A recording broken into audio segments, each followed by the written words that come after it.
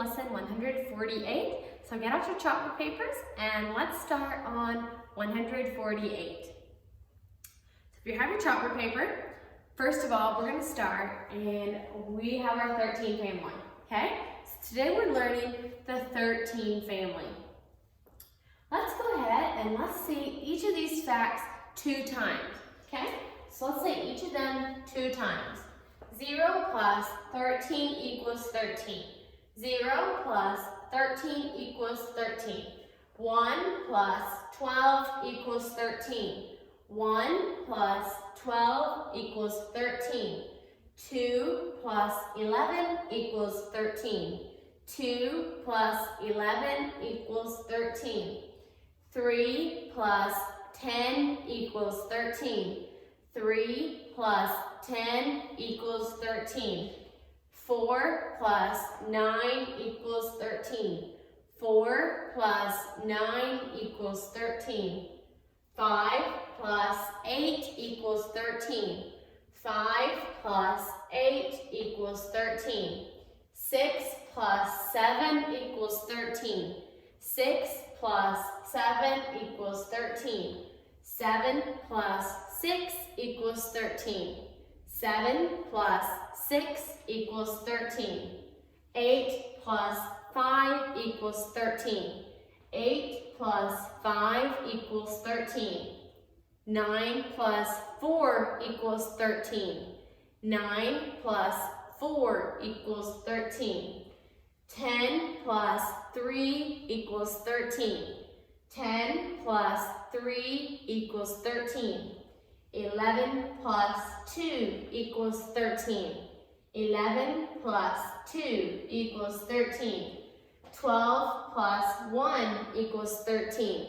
12 plus 1 equals 13.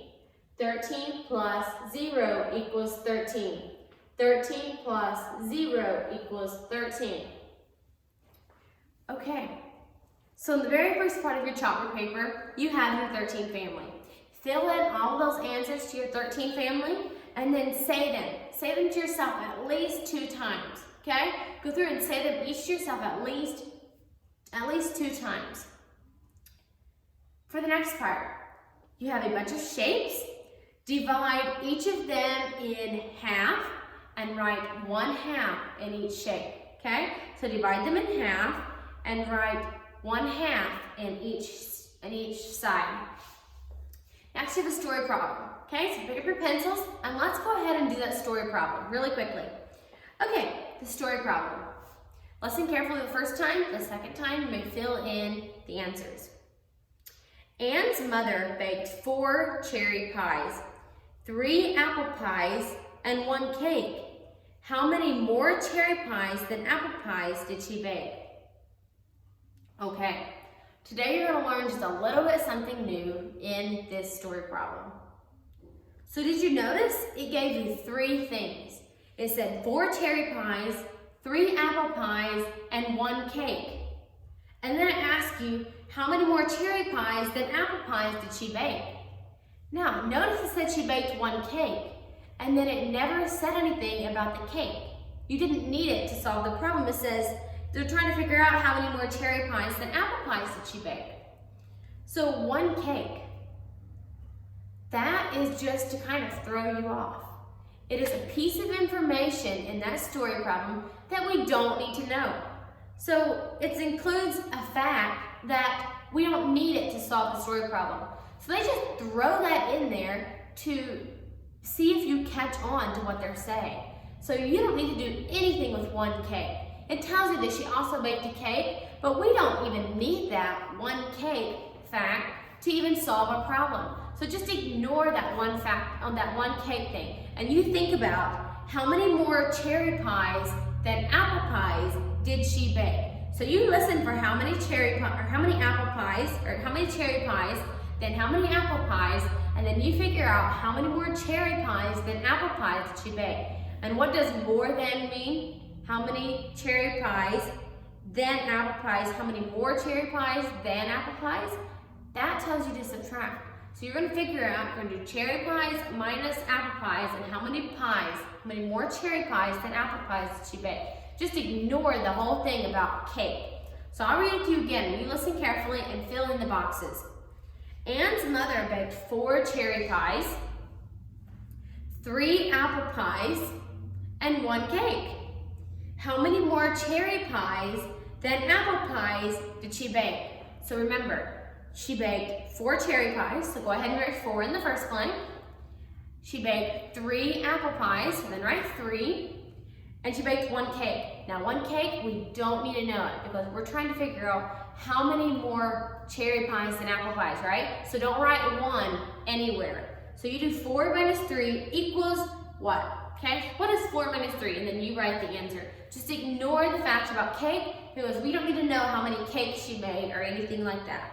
We're trying to figure out how many more cherry pies than apple pies she made. Okay, lay your pencils back down again and let's finish going over our chalkboard paper. The next part is a pictograph again, okay? Let's say that word together.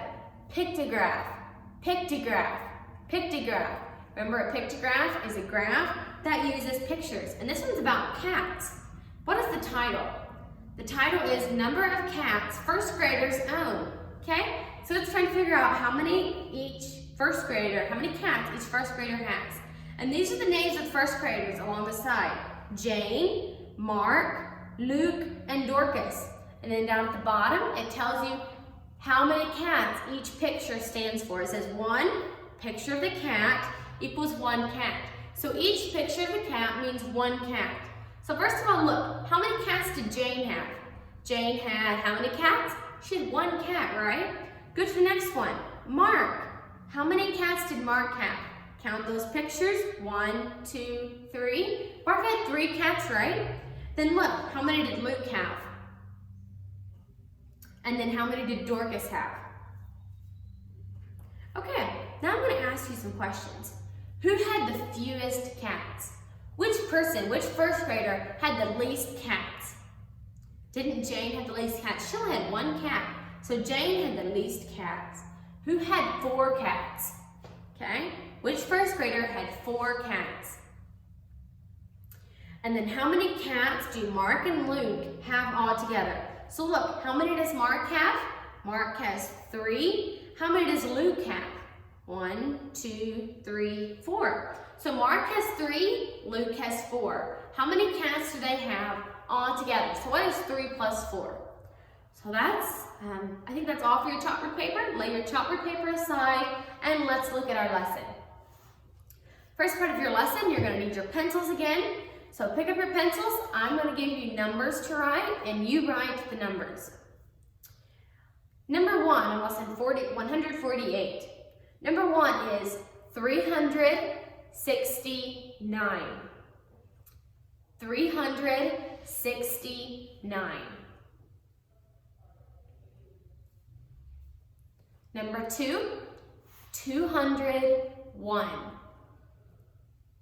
201. Number 3, 120. 120. Number 4, 319. 319. Number 5, 290. 290. And number 6, 353. 353. Okay, if you're finished with that part, lay your pencils down and we will go over the rest of our lesson. For the next part, circle half of each set. So it gives you flowers and then some kind of little spirals and then some other kind of shape, okay? Circle half of each of those sets, okay? Next it says circle the hundreds place. So you're going to circle the number that is in the hundreds place, remember? Start at the ones place, count ones, tens, hundreds, right? Ones, tens, hundreds. Circle the number in the hundreds place. If there is no number in the hundreds place, don't do anything, okay? Just let it go. Count the money. Make sure to write the numbers below where you count the money, write the numbers below each coin as you count. Do that carefully. Top of the next page, measure the lines, okay? Be sure to put the first line of your ruler on the very end of the mark, and you measure each of those lines and write it in the blanks. Then you have long addition problems, okay? Do those carefully. Select the first one, 4 plus 4 plus 2. Let's write it right here. 4 plus 2. What is 4 plus 4? 4 plus 4 is 8, right? You must write your little answer right here, okay? 4 plus 4 is 8, and then what is 8 plus 2? 8 plus 2 is 10, then write the answer down here. So do the first two, 4 plus 4, and then write your answer, and go with that number plus the bottom number, okay? You must have that little number written in there. The next part is just normal addition and subtraction problems. Do those carefully. And down at the bottom, equal signs or arrows. Remember, the birdie wants the biggest worm, so open his mouth up to the biggest number, okay? He wants the biggest worm. And equal sign means it's completely the same. So if the numbers are the same, put the equal sign to show that they are the same. That is all for your lesson. You do have a speed drill. Your speed drill is addition facts. We just learned the 13s today, so those are not on there. But yeah, all of those up to 12 are in there. So do that carefully. Have someone set the timer for you for 1 minute and see if you can get finished. On your math worksheet, you have money on the one side, so count your money carefully, okay? Don't let the money confuse you. Write the amount under each coin as you count, okay? Don't get mixed up. Watch carefully for when it switches. When it switches, you switch. Be very careful with that. Recount it, check over it, and make sure you have it right. And your other side is math facts. Do your math facts carefully. Check over all of your work. Make sure everything's done correctly. Make sure it's done neatly. And yeah, I think that is all for today. So good job, and I will see you again tomorrow. Bye.